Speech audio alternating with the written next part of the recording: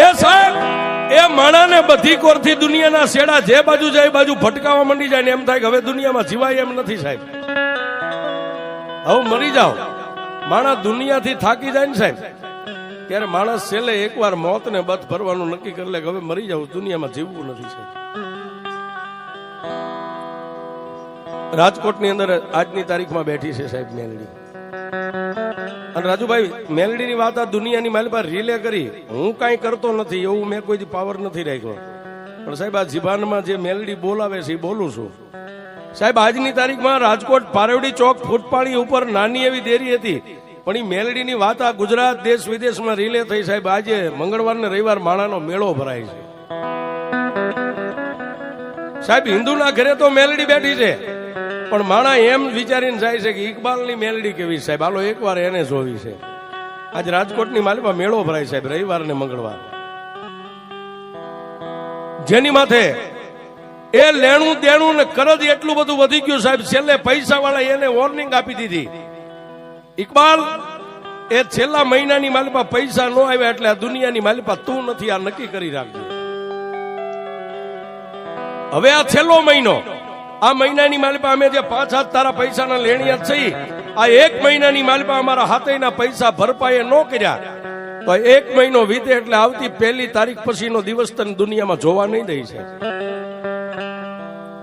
જાતનો મોમેડિયન મુસલમાન સાહેબ 5 વાર ખુદાની નમાજ પડે, ખુદાનો બંદો છે, પણ માણાને દુનિયામાં કીધું છે સાહેબ ગરજને કોઈ દી અકલ ન હોય. ગરજ માણાની હોય ને, ગરજને અકલ ન હોય. એ હાથ માણાની વચ્ચેથી નીકળવા માટે ઇકબાલે 2 હાથ જોડીને રાજુભાઈ એટલું કીધું, ભાઈ 1 મહિનાની મને મુદત આપી છે ને, 1 મહિનાની માલિપા હું મારી જાત વેચીને તમને પૈસા ભરી દઈશ. 1 મહિનાની માલિપા તમારા પૈસા તમને ભરપાઈ કરી દઈશ. પણ કાયમ કહી છે સાહેબ, કોઈ નો કરે એવું મેલડી કરે ને કોઈ નો આપે એવું મેલડી આપે છે.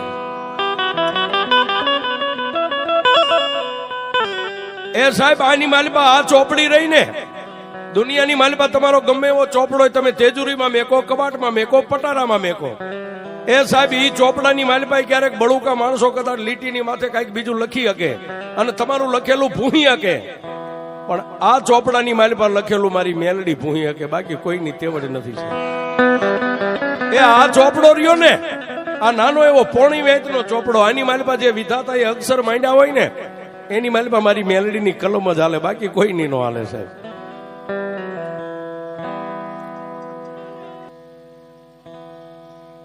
અને મેં કીધું ને સાહેબ, એક મુંગલપુર ને આ ભાઈ મરે ને બેન જેમ સાજિયા પૂરા લે ને, અમે સાહેબ આ 2 જગ્યાએ પૂરો તૈયારીમાં જ આવીએ છીએ. છેલ્લા સુવા સુધી લડી જ લેવું છે. અને મેલડીના માંડવામાં એના ગુણ ગાતા મરી જાય તો એથી વિશેષ હું સાહેબ એ ડાયરી કે એના ખોળે જગ્યા મળે. બાકી તો 3જા વર્ષે કોકને નડવીને દાણા જોવે ને કોક એમ કે આ નડે છે, પણ એના ગુણ ગાતા મરી જાય તો સાહેબ ડાયરેક્ટ મેલડીના ખોળે વી જાય, એ અમને વિશ્વાસ છે.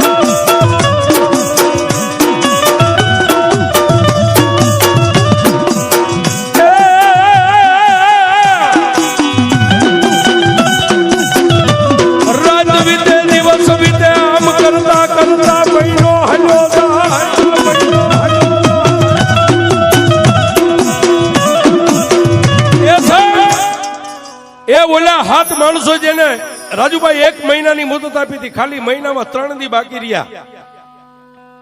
3 દી બાકી રહ્યા સાહેબ. આવી મેઘલી અંધારી રાત છે, બાજુમાં પોતાના 2 દીકરો ને દીકરી 2 ભૂલકા હોતા છે, પોતાની ગરીબ પત્ની મોમેડિયન ની દીકરી હોતી છે. અને રાતના 1 વાગે જાગીને ઇકબાલ બેઠો બેઠો એક ખૂણાની માલિપા સાહેબ રોવા માંડ્યો. એ રોવું તું થોડું, પણ સાહેબ વેદના જે અંદર હોય ને, કવિ કે અંતરના ઊંડાણની એનો કોક વેદુ મળે તો વંચાય, પણ ગામના ચોરે નો ચિતરાય મારા ચિત્તની વાતો શંકરા.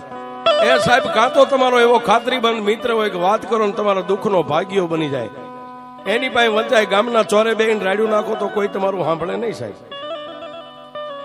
આવડા એ ઇકબાલ ને રોવું તું થોડું, પણ અંદરની વેદના હતી સાહેબ. પોતાના બે પહોળા હુતા હતા, ગરીબ પોતાની પત્ની હુતી હતી સાહેબ. એની સામે આમ નજર કરી, રોવું તો થોડું પણ વધારે રોવાઈ ગયું, મોટું મોકળું થઈ ગયું સાહેબ.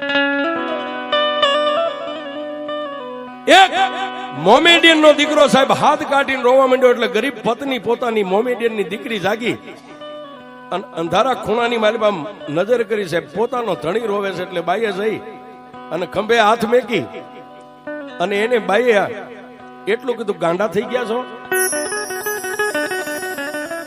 એ દુનિયામાં રોતા અમે બાયુ રૂડી લાગીએ, તમે દાઢી મૂછના ધણી અત્યારે રાતના 1 વાગે રોવો છો, શું દુઃખ છે તમારે સાહેબ? એ ત્યારે ઇકબાલે કીધું, જો કદાચ તું ખાનદાન ખોયડાની દીકરી હોય ને, આજ 20-20 વર્ષના વાણા વાઈ ગયા, આપણે જે નિકા પડ્યા છે, પણ ખાનદાન ખોયડાની દીકરી હોય ને, તો હું તને એટલું કહું છું, કદાચ મારી હાજરી હશે અને મારી હાજરી ન હોય ને, તો મારા ભોળા નાના નાના પંખીડાને મેકીને તું ક્યાંય જાતી નહીં. બસ હું તને આટલું કહું, બીજું કાંઈ તને કહેવું નથી. એ સાહેબ એ પોતાના ધણીને, દાઢી મૂછના ધણી આદમી ઇકબાલ ને મોમેડિયનના દીકરાને બાઈએ બથમાં લઈ સાનો રાખીને એટલું કીધું, હુઈ જાઓ. એ સાહેબ તેદી તો હુઈ ગયો, પછી ખાલી 2 દિવસ આડા રહ્યા. બીજા દિવસે રાતે 1 વાગે જાગી. ગરીબડી બાઈને ખબર નથી ઘટના શું બનવાની છે, અને ઓલા નાના નાના 2 ભૂલકા બાજુમાં દીકરો દીકરી હુતા હતા, એને તો ખબર જ નથી સાહેબ. પણ સાહેબ એ પોતાની પત્નીની સામે પેલા 2 હાથ જોડીને ઉભો રહ્યો અને એને એટલું કીધું કે આજ 20 વર્ષના વાણા થઈ ગયા, તારા માવતરે મારા હાથમાં તારું બાવડું આપ્યું ને, તને કોઈ દી છેતરી નથી, તારી હારે હું કોઈ દી ખોટું બોલ્યો નથી, પણ આજ રાતના 1 વાગે હું તને છેતરવા બેઠો છું, હું કોઈને કહી શકું એમ નથી. સાહેબ પોતાના 2 નાના પહોળાની માથે હાથ ફેરવી હળવાક દઈને ધીમે, કોઈને ખબર ન પડે, અંદરથી હાકળ બંધી હતી, દરવાજાની હાકળ ખોલી અને સાહેબ દરવાજો ખોલી બહાર નીકળી, એને દરવાજો બંધ કરીને બહારથી હાકળ મારી દીધી છે.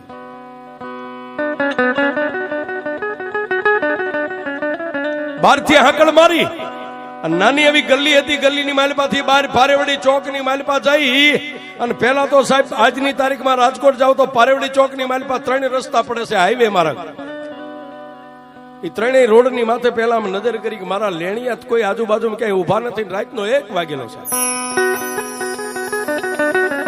શરીર પોતાનું આખું આમ ધ્રુજે, કોઈ ભાળી જાય છે તો મને મારી નાખશે, કોઈ ભાળી જાય છે તો મને મારશે, પણ સાહેબ કોઈને ખબર ન પડે. પારેવડી ચોકની માલપાથી પછી ફૂટ પાડીની માથે આમ ચડ્યો, ક્યાં જાઓ, મને મોત મળે, મારો આત્મો દુખી ન થાય, જલ્દી મને મોત મળી જાય, આવી કોઈ જગ્યા.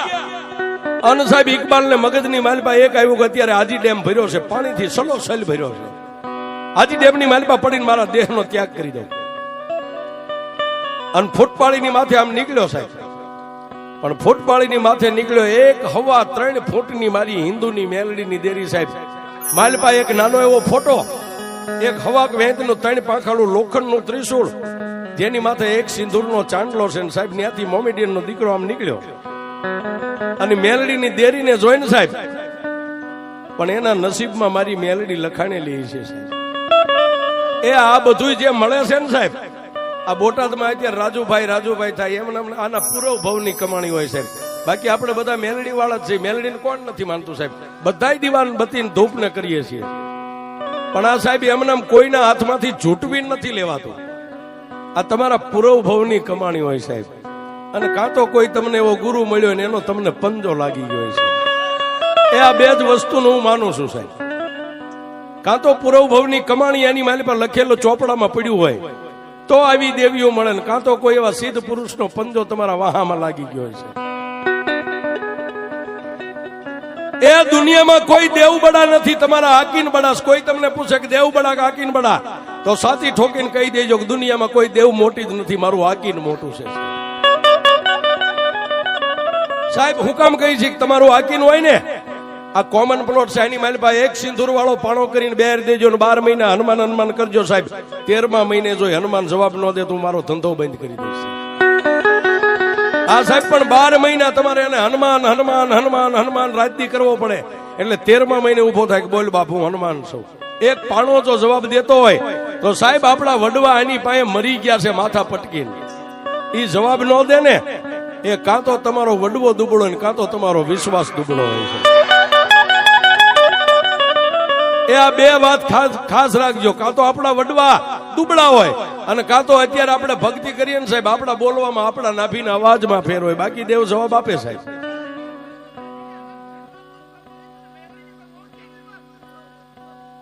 અને તેથી એ સાહેબ મોમીન ના દીકરો નાની એવી હવા 3 ફૂટની દેરી જોઈ ગયો. એ પગની માલપા ફાટલ તૂટલ પહેરેલા ચંપલા એક બાજુ કાઢી 2 બાયું ચડાવી હતી. બાયું આમ ઉતારી અને ભીષણ પર થઈ અને મેલડી પાસે માથું નમાવીને પહેલા તો એક ઈ શબ્દ બોલ્યો કે માં હું મોમેડિયન નો દીકરો છું. 5 વાર હું મારા ખુદાનો બંદો છું. ખુદાના નમાજ 5 ટાઈમ નમાજી છું. મારી હિન્દુ નો દીકરો નથી. હિન્દુ તને કેમ બોલતા હોય કેમ તને પગે લાગતા હોય મેલડી હું જાણતો નથી. પણ મારી ઈ ચોક્કસ જાણું છું તારા ખોળે જે માથું નાખે ને પછી હિન્દુ હોય તોય તારો અને મુસલમાન હોય તોય તારો બાપ.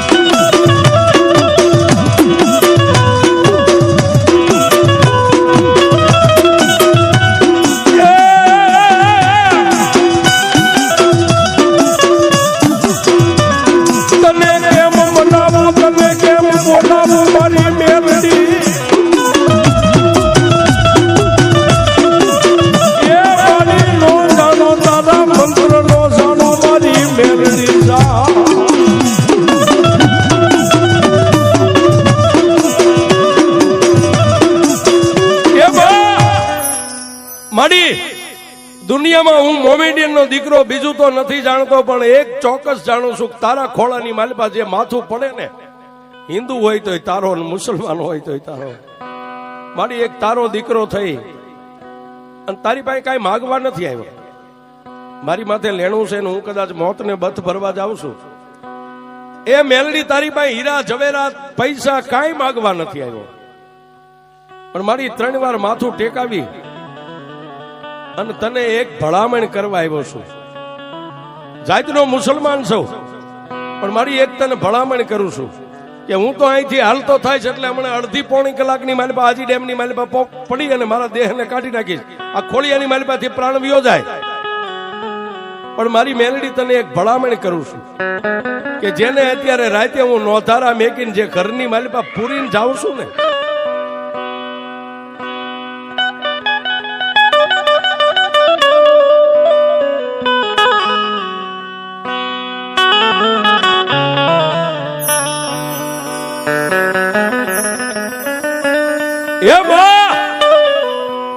એ મારા 2 નાના ભૂલકાને મારી ગરીબ પત્નીને ખબર નથી કે હું અત્યારે કયા માર્ગે જઈ રહ્યો છું.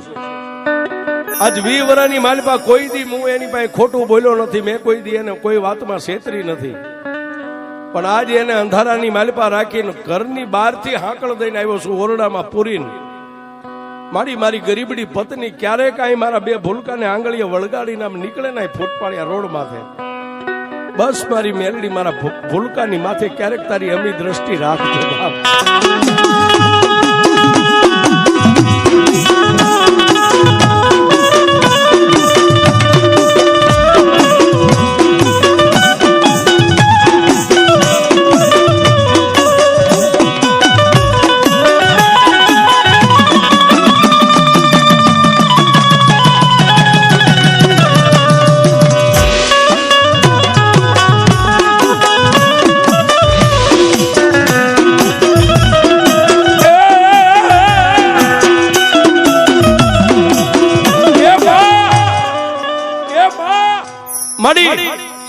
ક્યારેક મારા પાંખું વગરના પંખીડા પગની માલિપા પગરખા મારા જણ્યાને હશે નહીં હોય અને મારી ગરીબડી પત્ની ક્યારેક આ રોડની માથે મારા બાળકોને લઈને નીકળે ને, બસ મારી મેલડી એની માથે તારી અમી દ્રષ્ટિ રાખજે. હું તને આટલી ભલામણ કરવા આવ્યો છું, બાકી તારી પાસે કઈ માગવા નથી આવ્યો.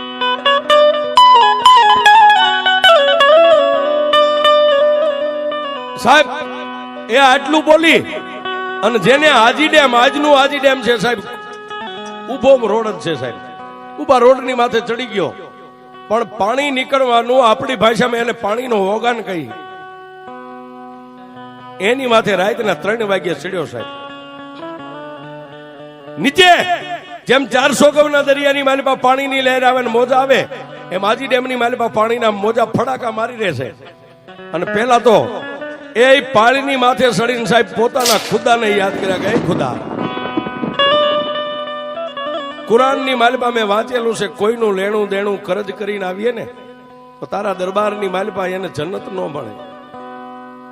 પણ એ ખુદા, દુનિયાની માલિપા કોઈના હાથે કમોતે મરી જવું એની કરતા મારા મોતે મારા હાથે મરવા આવ્યો છું. અને સાહેબ 2 હાથની મુઠ્ઠીઓ બંધ કરી, આંખો બંધ કરીને પાણીની માલિપા આમ ઝંપલાવે શરીરને.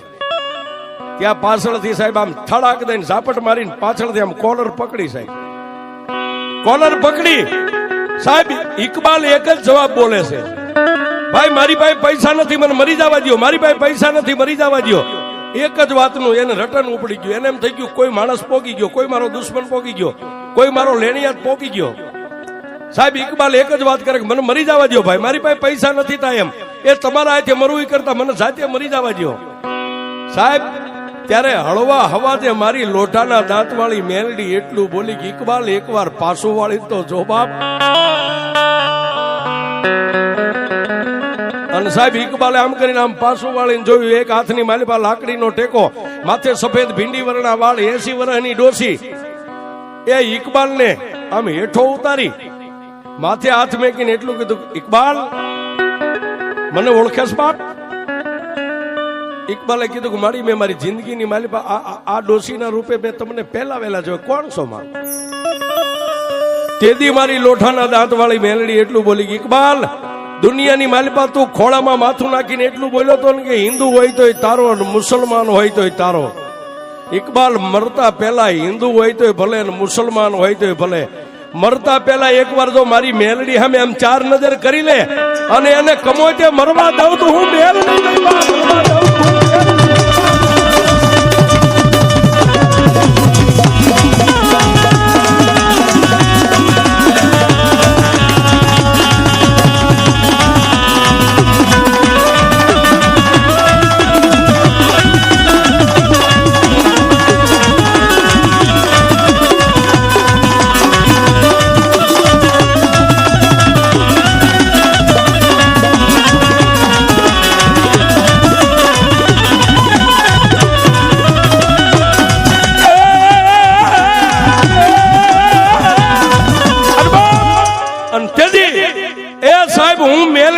આટલું જ ડોસીના રૂપે મારી મેલડી બોલી ને, લાકડી પડે એમ મોમેડિયન નો દીકરો ઇકબાલ 2 પગમાં મેલડીના ઝાલ લીધા છે.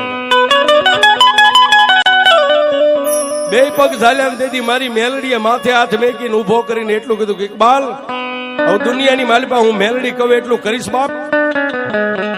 મારી આ કળિયુગની માલિપા તારા જેવી દેવ મળી હોય અને તું કે એમ ન કરું તો મારી જિંદગીની માલિપા મારો આંટો હેળેવ્યો જાય ને બાપ. જા ઇકબાલ અત્યારે ઘરે વયો જા, કોઈને નો કાંઈ કહેતો. કાલનો દી ઉગે એટલે એક લાલ જમણી, એક ચુંદડી ને એક શ્રીફળ લાવી, એક નાનું એવું પાટિયું તારા જે ઓરડીની માલિપા જે રૂમમાં ભાડે રહેશ, એક પાટિયાની માથે જમણી પાથરી માથે નાળિયેર મેકીને 5 ચાંદલા 2 માળા મળીને મારી મેલડીના નામના કરી અને માથે મેલડીના નામની ચુંદડી ઓઢાડીને એક દીવો 3 અગરબત્તી કરી બાપ. અને પછી ઇકબાલ એ પારેવડી ચોકની માલિપા તારા શર્ટના બટન ખુલ્લા મેકીને આમ ખુલ્લી કોલર રાખીને ચોકની માલિપા બેસ. તારી સામે ચોકમાં આવીને કોઈ જો આમ સામે નજર કરે અને આંખોના લોચન નો કાઢી નાખો તારી